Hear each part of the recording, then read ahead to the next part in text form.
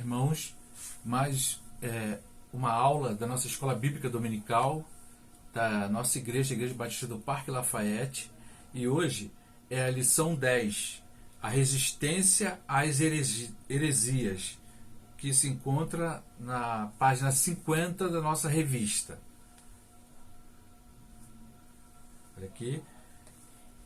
Bem, e tem como texto 1 Coríntios 2, de 6 a 16. Nós vamos estar lendo agora 1 Coríntios 2, de 6 a 16, que tem aqui na minha Bíblia como título A Sabedoria de Deus.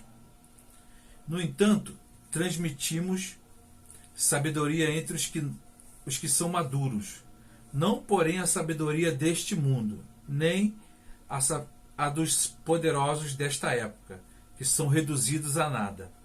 Pelo contrário, transmitimos a sabedoria de Deus em mistério, a sabedoria que estava oculta e que Deus predeterminou desde a eternidade para a nossa glória. Nenhum dos poderosos deste mundo conheceu essa sabedoria, porque se a tivesse conhecido, jamais teriam crucificado o Senhor da glória. Mas como está escrito, nem olhos viram, nem ouvidos ouviram, nem jamais penetrou em coração humano o que Deus tem preparado para aqueles que o amam. Deus, porém, revelou isso a nós por meio do Espírito, porque o Espírito sonda todas as coisas, até mesmo as profundezas de Deus. Pois quem conhece as coisas do ser humano, a não ser o próprio espírito humano que nele está? Assim ninguém conhece as coisas de Deus, a não ser o Espírito de Deus. E nós não temos recebido o Espírito do mundo, e sim o Espírito que vem de Deus, para que conheçamos o que por Deus nos foi dado gratuitamente. Disto também falamos, não em palavras ensinadas pela sabedoria humana, mas ensinadas pelo Espírito, conferindo coisas espirituais com espirituais. Conferindo coisas espirituais com espirituais. Ora, a pessoa natural não aceita as coisas do Espírito de Deus, porque lhes são loucura, e ela não pode entendê-las, porque elas se discernem espiritualmente. Porém, a pessoa espiritual julga todas as coisas, mas ela não é julgada por ninguém. Pois quem conheceu a mente do Senhor para que o possa instruir? Nós, porém, temos a mente de Cristo. Retornando aqui à nossa revista, que tem como esse título, A Resistência às Heresias. E aqui nós estamos falando sobre a vida de Paulo, e aqui nós lemos aqui a carta escrita para a igreja que estava em Corinto. E fala assim, um dos méritos de Paulo foi tirar o cristianismo do casulo do judaísmo. Isso é uma coisa muito importante de nós entendermos, porque a igreja ainda estava sob o domínio do judaísmo, quando Paulo e os outros apóstolos e líderes da igreja começaram a tirar a igreja desse casulo e torná-la uma fé universal, ou seja, não somente uma fé dos judeus em Deus, mas também uma fé em que todos os povos, aqueles que iriam aceitar e aceitarão a Cristo como seu único e suficiente Salvador. O Evangelho é o vinho novo que não cabe em odres velhos, está lá em Mateus 9,17. Paulo foi escolhido para essa missão, está lá em Atos 9, 15 e 16. E lutou fortemente com os que queriam judaizar o Evangelho, ou seja, trazer o Evangelho para dentro de novo do judaísmo. A igreja estava se distanciando, a igreja de Cristo estava se distanciando do judaísmo, estava seguindo com as suas próprias pernas, através do cristianismo. Paulo foi escolhido para essa missão, está lá em Atos 9, 15 e 16. Como fala aqui, ele entendeu que o Evangelho era algo novo que continuava a revelação dada aos pais, mas descontinuava o judaísmo. Paulo era um misto de evangelista, ou seja, aquele que pregava o evangelho, missionário, aquele que anunciava o evangelho nos lugares, em vários locais, né? Teólogo, ou seja, aquele que trazia o conhecimento das coisas de Deus para as pessoas, e apologista, ou seja, aquele que defendia a sua fé através daquilo que Cristo já havia revelado, daquilo que ele tinha aprendido sobre Deus, sobre Jesus Cristo. Sua pregação era muito bem definida e ele não permitiu sua distorção, expressando-a claramente, e aí a gente vê lá em 1 Coríntios 15, 3, 4 e 4:11. Hoje veremos o apologista Paulo, ou seja, defendendo a sua fé. Nossa época é de condescendência. O politicamente correto impõe concessões que desbotam o evangelho. É difícil hoje afirmar convicções.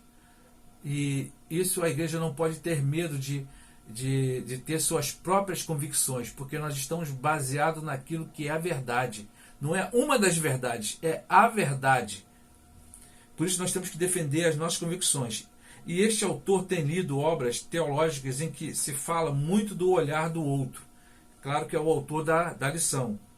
O pastor autor da lição. Eufemismo para dizer que a opinião do outro vale tanto quanto a nossa. Se for opinião pessoal, sim, vale mesmo. Claro que opiniões pessoais, né? Cada um tem a sua opinião. Eu gosto disso, gosto daquilo. Mas em relacionado às coisas de Deus, às coisas espirituais, não há concessão. Não tem como haver concessão. Não tem como haver duas verdades. Só existe uma verdade. Qualquer olhar fora da ótica bíblica está errado. Por isso é oportuno ver a postura de Paulo diante das heresias e aprender com ele. Que no ponto 1 da nossa lição aqui fala o problema com os judaizantes. Os judaizantes, ou seja, aqueles cristãos, aquelas pessoas que se diziam que estavam em Cristo, que já haviam aceitado a Cristo como seu único e suficiente Salvador, mas queriam trazer de volta todas as pessoas para dentro do judaísmo. Os judaizantes surgem cedo, está lá em Atos 15, de 1 a 5, que a gente vai ler em Atos 15, de 1 a 5, que diz assim: alguns indivíduos que foram da Judéia para Antioquia ensinavam aos irmãos: se vocês não forem circuncidados, segundo o costume de Moisés, não podem ser salvos. Tendo surgido um conflito e grande discussão de Paulo e Barnabé com eles, foi resolvido que esses dois e mais alguns fossem a Jerusalém, aos apóstolos e presbíteros, para tratar desta questão. Encaminhados, pois, pela igreja, atravessaram as províncias da Fenícia e Samaria e narrando a conversão dos gentios, causaram grande alegria a todos os irmãos. Quando chegaram a Jerusalém, foram bem recebidos pela igreja, pelos apóstolos e pelos presbíteros, a quem relataram tudo o que Deus havia feito com eles. Mas alguns membros do partido dos fariseus que haviam crido se insurgiram, dizendo: é necessário circuncidá-los e ordenar-lhes que observem a lei de Moisés. E é muito interessante a respeito dessas coisas, né? Porque as pessoas querem muitas delas querem ter uma participação na fé das outras, mas não induzindo elas a Cristo, fazendo com que Cristo seja, assim, o principal, sendo Cristo, sim, aquele que é o centro das coisas. Mas botam outras coisas, como outras religiões fazem a respeito disso. Colocam outras coisas no lugar de Deus. Outras coisas no lugar do Criador. E aí vai falar assim, aliás, o estudo da Bíblia deve ler, né, aliás, deve ler toda a epístola para ter uma ideia do ensino judaizante. Paulo entendeu que a justificação pela lei anularia o Evangelho. Está lá em Gálatas 2, 16 a 21. A justificação é pela fé em Cristo e não pela lei. Romanos 3, 19 a 24, 26 a 28 e 5, 1. Alguns hoje tentam rejudaizar o Evangelho, desde a presença de símbolos judaicos no culto, como a menorá, que é aquele castiçal de 7 braços. Castiçal é aquele lugar onde você colocava as lamparinas, hoje coloca-se as velas, né, de 7 braços. A estrela de Davi, que por ter sido desconhecida a Davi, é interessante isso, Davi não conheceu esse símbolo da estrela, tendo origem na cabala judaica, e a bandeira de Israel nos templos, até a indumentária como o kippá, aquele que era colocado na cabeça, né? Muitos cânticos se baseiam nos salmos, não que o salmo não esteja errado, mas colocam o salmo como uma doutrina para as coisas de hoje. Claro que algumas coisas do que aconteceram em salmos é a resposta da fé das pessoas que viveram a época que foi escrito os salmos. Isso a gente tem que passar a entender essas coisas, né? E aí fala aqui, há cristãos mais empolgados por Israel que pela igreja. Isto é perigoso, pode levar a esquecer-se que só há salvação em Jesus e que o verdadeiro povo de Deus é a igreja. Deus não tem dois povos. O povo de Deus é quem crê em Jesus como Senhor e Salvador. Quem não crê em Jesus está perdido, mesmo sendo judeu. Está lá em Atos 4, 11 e 12. Não podemos varrer a cruz para baixo do tapete. Ela é central à nossa fé. O único Cristo digno de fé é o crucificado, que está lá em 1 Coríntios 1, 18, Gálatas 6, 14. Nosso monte é o Calvário, não o Sinai ou o Sião. Somos filhos da cruz e não da lei. A salvação não vem pela lei, mas pela graça por meio da fé. Está lá em Gálatas 2, 16, 3, 11, Efésios 2, 8, 9 e Tito 3, 7. Isso não pode ser esquecido.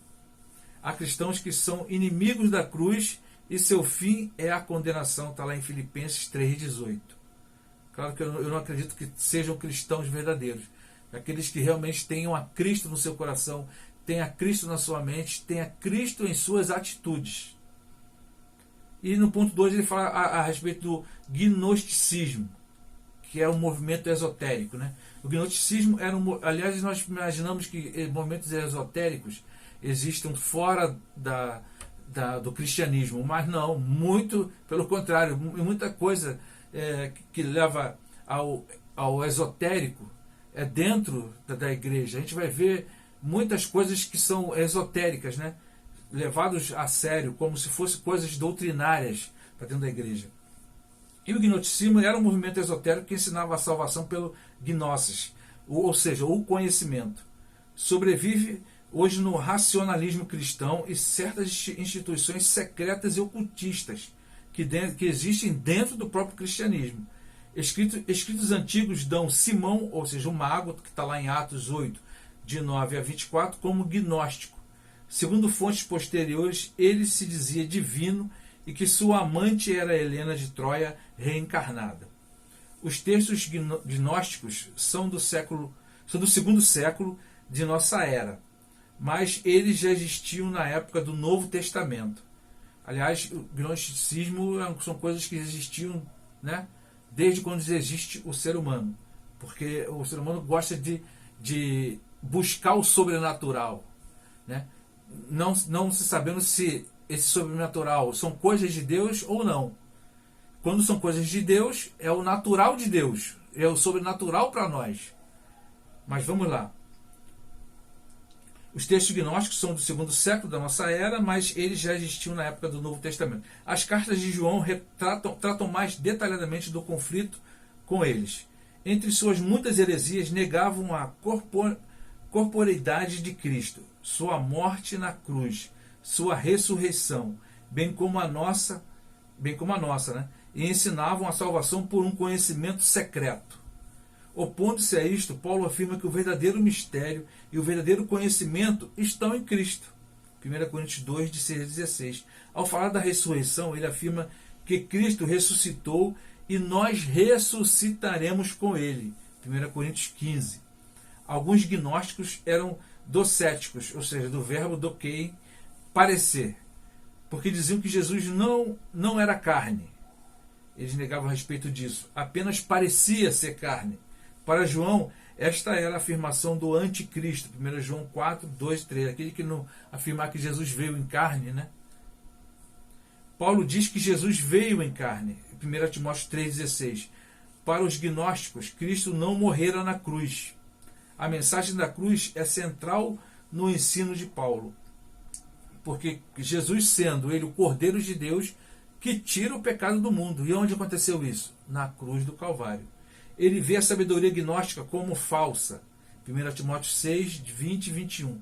E não se importava com a sabedoria humana. 1 Coríntios 2, de 1 a 5. Obviamente, ele não falava do preparo intelectual. E claro que nós temos que buscar o nosso preparo intelectual. Até mesmo para as coisas que estão e as coisas que estão por vir.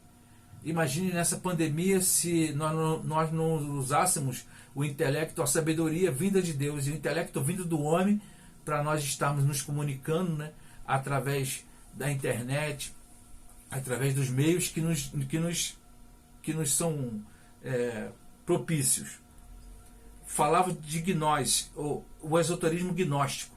Ao defender sua autoridade apostólica, criticou a sabedoria que vinha dos sofismas, ou seja, argumento que parece válido, mas de fato não é verdadeiro. Os gnósticos louvavam-se a si mesmos por sua sabedoria, e Paulo os ironizou. Eles são insensatos. 1 Coríntios 10, 12. O apóstolo é duro contra eles, lá em 1 Coríntios 11, de 1 a 6, ao dizer que a simplicidade do evangelho estava sendo trocada pelo palavrório oco do esoterismo. É uma lição para nós. Só há um Cristo, ou seja, o crucificado, ressurreto, assentado à direita do Pai. O esoterismo é um discurso vazio, não leva a nada a não ser a perdição do homem. A grande intervenção de Deus na história. Jesus veio na plenitude dos tempos, ou seja, ele veio no ápice daquilo que deveria ser vindo. Ele veio no momento certo, está lá em Gálatas 4:4. Mais tarde alguém diria que ele é o clímax da revelação, Hebreus 1, de 1 a 2. Na transfiguração, ao tirar Moisés e Elias de cena, Deus disse para ouvirem a Jesus. Mateus 17, de 1 a 5 e 1, 5, de 5 a 8. Segundo Paulo, em Jesus, Deus fez a sua mais espetacular intervenção na história. Isso é uma grande verdade. Tanto é assim que a nossa era, a era cristã, ela é dividida em antes de Cristo e depois de Cristo. Tal é a importância de Cristo nesse mundo. Por isso, Cristo é tudo em todos, Colossenses 3,11. E a expressão imagem de Deus, Colossenses 1,15. Imagem em grego eikon, espelho. Jesus é a face de Deus. Vê-lo é ver o Pai, João 14, 8, 9. Esta ideia era determinante da teologia de Paulo, e ele não abria mão dela. Nada era maior que Jesus. Isto era o antídoto contra as heresias. Ele combatia tenazmente qualquer ensino que diminuísse o valor de Cristo. As heresias atuais mostram um Cristo insuficiente. Olha só como é que isso é muito interessante. As heresias atuais mostram um Cristo insuficiente. E a gente vai ver o porquê. A pessoa é salva por ele, mas fica presa de demônios. Não sei se você já ouviu falar disso. Cristão cheio de demônios. Há uma incompatibilidade com isso. Se você é cristão, você não tem demônio. Ou seja, de maldição de palavras, de maldição de hereditária. E precisa da reza forte de um guru para quebrar as maldições. Aí me apresentam vários gurus, né, das várias denominações e religiões que existem na face da Terra. Um estudo que foi feito há um tempo atrás, se eu não me engano, existiam pelo menos 6 ou 7 Jesus Cristos na face da Terra. 6 ou 7 pessoas que se designavam como sendo o Filho de Deus, Cristo, o filho de Deus encarnado. Aí são as coisas que acontecem, que a gente vê que acontece no mundo. Que tristeza, um Cristo fraco e demônios fortes. Cristo salva a pessoa, entra em sua vida, mas não consegue transformá-la e livrá-la do maligno. Ela é nova criatura, 2 Coríntios 5,17, mas nada muda. E só passa a ser nova mesmo quando alguém quebra alguma maldição em sua vida. O contraditório disso. Nesta visão, o salvo precisa de alguma coisa além de Cristo. Eis a base das heresias: Cristo e algo mais. As heresias são sempre assim, apresentam-se livros, pessoas, então é Cristo e livros, Cristo e pessoas, Cristo e denominações, Cristo e religiões. Se apresentam, então tem que ter sempre um Cristo e algo mais. Essa é a base da heresia. Ele é a palavra de Deus, João 1, de 1 a 14. O clímax da revelação, Hebreus 1, 2. A expressa imagem de Deus, Colossenses 1,15. Tem um nome sobre todo nome, Filipenses 2, de 9 a 11. Mas os hereges insistem, Cristo e os dons, Cristo e outra revelação. Tais como Ellen White no livro dos Mormons, escritos neopentecostais, bulas papais, visões e aquele negócio todo que a gente sabe. Precisamos recuperar a centralidade da pessoa de Jesus Cristo na vida da igreja. Ela é dele. Ele a comprou. Pastores e líderes não são seus donos. Apenas tomam conta dela para ele. Não é aquela história de volta na Bíblia, eu sou de Paulo, outro é de Apolo, outro é... Não. Todos nós, se somos de Cristo, somos de Cristo. Precisamos pregar e ensinar sobre Jesus. Sua figura está desbotada em muitos cânticos que fala de sentimentos do adorador, mas não do adorado, ou seja, não de Deus. Culto em que Cristo não seja o centro, cântico em que Cristo não seja glorificado, pregação em que Cristo não seja anunciado, é tudo problemático e deve ser repensado. Nós temos que repensar. Muitas das vezes nós saímos de um culto falando, esse culto foi abençoado, me abençoou, mas eu fico imaginando assim, muito me alegrou, e fico imaginando se aquele culto foi a alegria de Deus. De tudo que nós tivemos fazendo ali no templo, geralmente no templo que estamos cultuando. Então, é uma reflexão que nós temos que fazer. Será que temos agradado a Deus com o culto que nós prestamos? Para pensar e agir. O antídoto às heresias é uma cristologia forte. Se a pessoa e a obra de Jesus são bem enfatizadas, a igreja está vacinada. O que mais acontece dentro de igreja, principalmente igreja que não está forte, enraizada em Cristo, são as heresias, e aí derrubam irmãos, os irmãos saem da comunhão, né, da igreja e vão para o mundo. Se perder Jesus de vista, a igreja corre riscos. Por isso fazemos 3 observações aqui na lição. Recuperemos o valor da cruz na fé cristã. Sim na cruz, como diz o cântico, né? Sempre me glorio. Amarremos nossas igrejas à cruz de Cristo.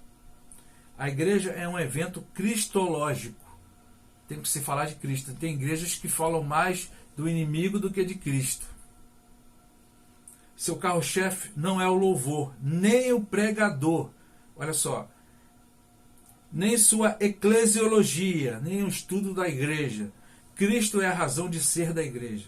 Nada além do Novo Testamento. Cristo é o clímax da revelação e, no dizer de Lutero, o cânon dentro do cânon.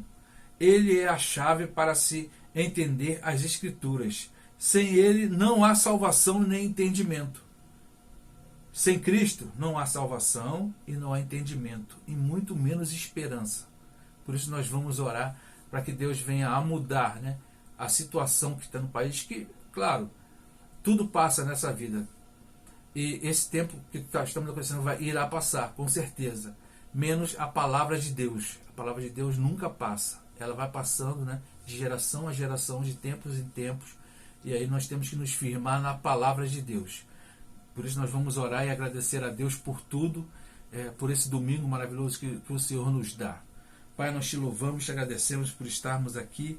Ó Senhor Deus, que o teu ensinamento, que a cruz de Cristo faça parte de nossas vidas. Que não tenhamos a nenhum outro Deus como o nosso Deus, a não ser o único Deus, o Deus verdadeiro. Ó Pai de amor, te louvamos porque o Senhor deu a Jesus Cristo como seu Filho amado, em resgate de todos nós que o aceitamos como Senhor e Salvador. Ó Pai de amor, edifica a tua igreja, não permita que coisas erradas entrem dentro da igreja, que nós viemos a estar firmados na fé em Cristo Jesus e que nada possa abalar a nossa fé em Cristo. Tudo isso nós pedimos e te agradecemos e sabemos que o Senhor é dono de nossas vidas. Obrigado, Senhor Jesus. Obrigado, Senhor Deus, por tudo. Tudo isso nós pedimos em nome de Jesus. Amém.